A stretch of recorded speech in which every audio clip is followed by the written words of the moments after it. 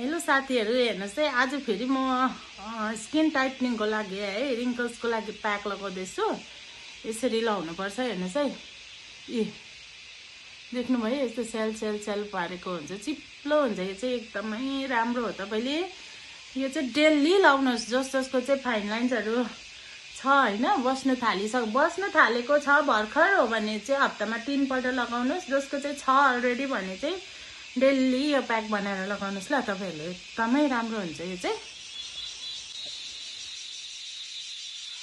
एकदमै राम्रो प्याक हो। हेर्नुस् है साथीहरु, तपाईहरुले कन्टिन्यू विश्वास गर्नुहुन्छ र लगाउनुहुन्छ भने, कन्टिन्यू लाउनुहुन्छ भने चाहिँ तपाईको स्किन चाहिँ बिस्तारै बिस्तारै रिंकल्स चाहिँ एकदमै कम्ती हुँदै जान्छ है। चालै पाउनु हुँदैन के। तपाईले बेसी रिंकल्स छ भने त अलिअलि नै कम्ती भइदियो भने नि त कहाँ हो नि त है। आफ्नो स्किनको लागि मान्छेले कति खर्च गर्छ साथीहरु है। यसरी लगाउनु पर्छ है। तपाईको घाँटीहरुतिर छ भने घाँटीहरुतिर पनि लगाउनुस् है। मैले चाहिँ एकपल्टको लागि मात्रै बनाएको छु। एक पल्टको लागि बनाउँदै लगाउनु पर्छ है।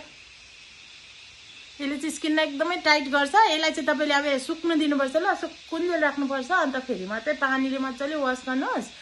त्यहाँबाट तपाईहरुको ड्राई स्किन हुनेहरुले जस्तोले पनि, ओइली स्किन, यो सेन्सिटिभ स्किनले चाहिँ नलगाउनुस्। अरु सबैले लगाउनु मिल्छ है। कतिवटा कुरा सुट गर्दैन भने तपाईले स्किप गर्न सक्नुहुन्छ। तपाईले लगाएर चाहिँ मोइस्चराइजर लगाएर सुत्नुस्। प्याक लगाउँदा इभिनिङ टाइममा लगाउनुस् चाहिँ एकदमै राम्रो हो। त्यसको लागि चाहिँ हामीलाई नि सबैभन्दा पहिला चाहिँ चाहिन्छ यो फ्ल्याक्ससीड है। फ्ल्याक्ससीड राम्ररी हेर्नुस् है। यो चाहिँ जहाँ पनि पाउन सक्छ तपाईहरुले। यसको चाहिँ अचार पनि खानु भयो भने राम्रो हो। यो चाहिँ फ्ल्याक्ससीड ओमेगा हुन्छ यसमा है। सेकेन्ड इन्ग्रेडिएन्ट चाहिँ चाहिन्छ ओट्स। यसको चाहिँ सबै पाउडर फर्म देखाउँदैछु ल तपाईहरुलाई म। किन भने त तपाईहरुले फेरि के हो भने सोध्नुहुन्छ नि त। अर्को चाहिँ भयो यो चाहिँ फिटकेरी। मेरो चाहिँ मैले सबै पिसिसकेको छु कि। यो चाहिँ मैले खाली देखाउनुको लागि मात्रै राखेको हो साथीहरु है। अब चाहिँ म हाल्दैछु है। पहिला चाहिँ चाहिन्छ मलाई फ्ल्याक्ससीडको पाउडर। हेर्नुस् है,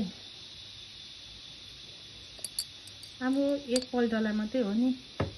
यसरी पाउडर बनाएर राख्नुभयो भने चाहिँ तपाईहरुले पनि हुन्छ है। मैले यसरी पिसेर राखेको छु। हेर्नुस् है, यो चाहिँ मैले नभुटे पिसेको हो। कतिले चाहिँ भुटेर पिस्छ, तर नभुटे पिसेको चाहिँ राम्रो हो नि त। भुटेपछि त त्यसको सबै गइ त हाल्छ। यो चाहिँ ओट्सको पाउडर हो। हेर्नुस् है, ओट्स जति फ्ल्याक्ससीड हालेको छ त्यति नै ओट्स पाउडरलाई हाल्नुपर्छ है।